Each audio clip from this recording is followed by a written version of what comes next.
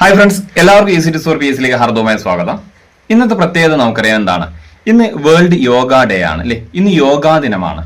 അതുപോലെ തന്നെ ഇന്നത്തെ പ്രത്യേകത, ഇന്ന് നമ്മുടെ ഇന്ത്യയിൽ പകലിന് ദൈർഘ്യം കൂടുതലായിരിക്കും, രാത്രിക്ക് ദൈർഘ്യം കുറവായിരിക്കും. ഇന്ന് രാത്രി കുറച്ച് കുറവായിരിക്കും, എന്നാൽ പകലിന് ദൈർഘ്യം കൂടുതലായിരിക്കും അല്ലേ. എന്താണ് കാരണം? നമുക്കറിയാം അയനവും വിഷുവും. അപ്പം ജൂൺ 21 സൂര്യന്റെ ആപേക്ഷിക സ്ഥാനം എന്ന് പറയുന്നത് ഉത്തരായന രേഖക്ക് നേർമുകളിലായിരിക്കും അല്ലേ.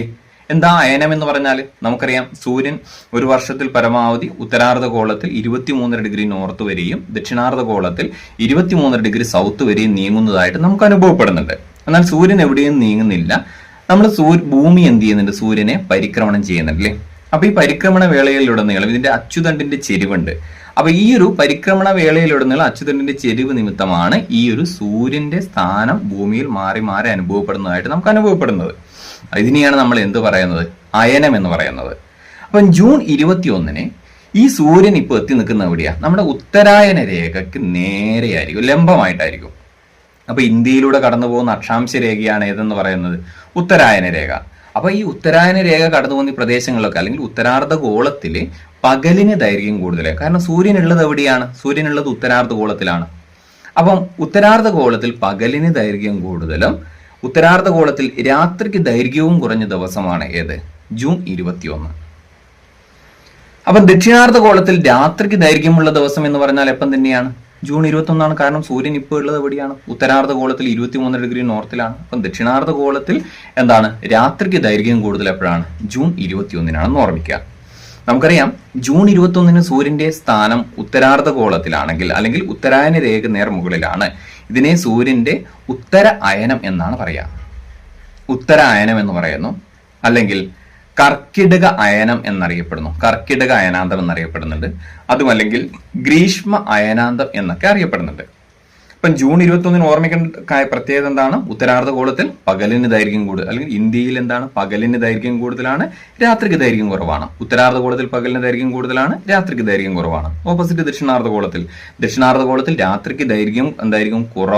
കൂടുതലായിരിക്കും, പകലിന് ദൈർഘ്യം കുറവായിരിക്കും. ഏത് ദിവസം? ജൂൺ 21.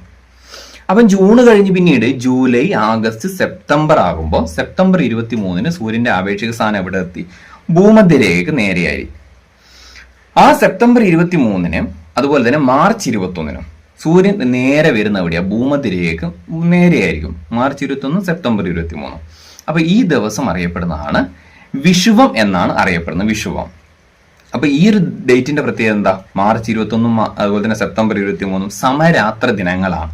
അതായത് സൂര്യന്റെ സ്ഥാനം ഭൂമധ്യരേഖയ്ക്ക് നേർമുകളിലാണ്. അതുകൊണ്ട് തന്നെ ഉത്തരാർദ്ധഗോളത്തിലും ദക്ഷിണാർദ്ധഗോളത്തിലും പകലിന്റെയും രാത്രിയുടെയും ദൈർഘ്യം എന്തായിരിക്കും? തുല്യമായിരിക്കും. അപ്പൊ തുല്യമായ രാത്രിയും തുല്യമായ പകലുമായിരിക്കും. അതാണ് സമരാത്ര ദിനം. എപ്പോഴാണ്? March 21, September 23. അങ്ങനെ സെപ്റ്റംബർ കഴിഞ്ഞ് വീണ്ടും സൂര്യൻ ദക്ഷിണാർദ്ധഗോളത്തിലേക്ക് ഇങ്ങനെ അയനം ചെയ്യുകയാണ്. അപ്പോൾ എന്താണ്?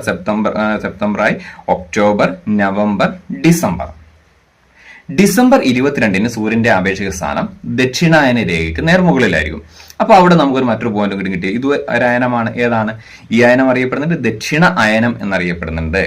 അപ്പൊ ദക്ഷിണായന കാലമാണിത്. അതുപോലെ തന്നെ ഇതറിയപ്പെടുന്ന മറ്റൊരു പേര് മകര അയനാന്തം എന്നറിയപ്പെടുന്നുണ്ട്. അതുപോലെ തന്നെ ശൈത്യ അയനം എന്നും എന്തറിയപ്പെടുന്നുണ്ട്? ഈ ഒരു സൂര്യന്റെ ഭൂമധ്യരേഖയിൽ നിന്നും ദക്ഷിണായന രേഖയിലേക്കുള്ള ഈ ഒരു അയനത്തിന് അറിയപ്പെടുന്നു. അപ്പം ഈ ഡിസംബർ 22 പ്രത്യേകത, സൂര്യന്റെ സ്ഥാനം എവിടെയാണ്? ഈ ഒരു ദക്ഷിണായന രേഖ നേർമുകളിലാണ്. അപ്പം ദക്ഷിണാർദ്ധഗോളത്തിൽ പകലിന് ദൈർഘ്യം കൂടുതലുള്ള ദിവസമാണ് ഡിസംബർ 22. ദക്ഷിണാർദ്ധഗോളത്തിൽ രാത്രിക്ക് ദൈർഘ്യം കുറവുള്ള ദിവസമാണ് ഡിസംബർ 22. നേരെ ഓപ്പോസിറ്റ് ആയിരിക്കും ഉത്തരാർദ്ധഗോളത്തിൽ പകലിന് ദൈർഘ്യം കുറവ് എപ്പോഴായിരിക്കും?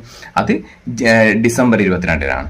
അപ്പൊ ഉത്തരാർദ്ധഗോളത്തിൽ പകലിന് ദൈർഘ്യം കുറവ് ഡിസംബർ 22. കാരണം സൂര്യൻ ദക്ഷിണായന രേഖയിലല്ലേ ഉള്ളത്. ഇനി ഉത്തരാർദ്ധഗോളത്തിൽ രാത്രിക്ക് ദൈർഘ്യം കൂടുതൽ എപ്പോഴായിരിക്കും? അതും ഡിസംബർ 22. അങ്ങനെ ഡിസംബർ 22 നിന്ന് സൂര്യൻ വീണ്ടും അയനം ചെയ്ത് ഡിസംബറായി, ജനുവരിയായി, ഫെബ്രുവരിയായി, മാർച്ച് 21 സൂര്യൻ വീണ്ടും ഇവിടെ എത്തി, നമ്മുടെ ഭൂമധ്യരേഖയ്ക്ക് നേരെ എത്തി. അപ്പൊ ഈ മാർച്ച് 21 സെപ്റ്റംബർ 23 എന്ത് പേരിലാണ് അറിയപ്പെടുന്നത്? സമരാത്ര ദിനം എന്നാണ് അറിയപ്പെടുന്നത്. സമരാത്ര ദിനം. അപ്പം ക്ലിയർ ആയെന്ന് കരുതുന്നു. അപ്പം ജൂൺ 21 പ്രത്യേകത എന്താണ്? ജൂൺ 21 ഇന്ന് പ്രത്യേകതയാണ്. ഇന്ന് പകലിനാണ് ദൈർഘ്യം കൂടുതൽ, രാത്രിക്ക് ദൈർഘ്യം കുറവാണ്. അപ്പോൾ നിങ്ങൾക്ക് വീഡിയോ ഇഷ്ടപ്പെട്ടെങ്കിൽ തീർച്ചയായും ചാനൽ സബ്സ്ക്രൈബ് ചെയ്യുക. നിങ്ങളുടെ വിലയേറിയ അഭിപ്രായങ്ങൾ കമന്റായി രേഖപ്പെടുത്തുക. വീഡിയോ ഇഷ്ടപ്പെട്ടു കഴിഞ്ഞാൽ ഈ വീഡിയോ ഷെയർ ചെയ്യുക, മറ്റുള്ളവരിലേക്കും കൂടി എത്തിക്കുക.